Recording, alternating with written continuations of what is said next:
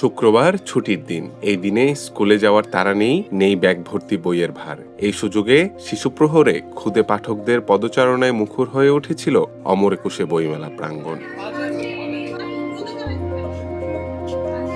শিশু প্রহর উপলক্ষে শুক্রবার সকাল থেকেই অমর একুশে বইমেলায় ভিড় জমাতে শুরু করে শিশু ও তাদের অভিভাবকেরা।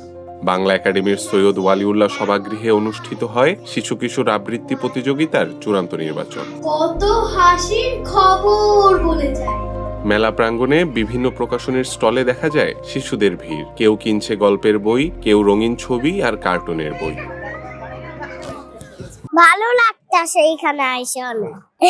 একজন বন্ধু কই গেল জানি কি নাইতো ফেলছে। এই যে আমাদের বইয়ের ব্যাগ, একটা ডাইনোসরের বই আর একটা হচ্ছে কি বই, ডাইনোসরের বই, একটা ডাইনোসরের বই আর একটা সৌরজগৎ। শুধু বই কেনা নয়, পাপেট শো ও কিডস জোনে খেলাধুলায় মুখর হয়ে ওঠে শিশুরা। যেমন সবসময় যেটা থাকে সেটা হচ্ছে সিসিমপুর থাকে। সিসিমপুরটাকে এবার মিস করেছিলাম, কিন্তু সিসিমপুরের বদলে যখন এখন এসে পাপেট শো দেখলাম, সেক্ষেত্রে সিসিমপুরের অভাবটা একেবারেই মিটে গেছে। আমার বাচ্চাও খুব এনজয় করেছে এবং ভালোই লেগেছে আয়োজনটা ওদের। শুক্রবার ছুটির দিন, মা বাবার সাথে শিশুরাও আছে।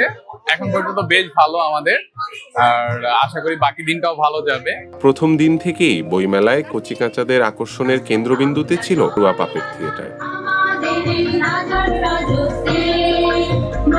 শিক্ষামূলক পুতুল নাট্য, বায়োস্কোপ, পাপেটের মাধ্যমে গল্প বলা, মাস্কট শো ইত্যাদির মাধ্যমে শিশুদের মন জয় করে নেয় কাকতাড়ুয়া।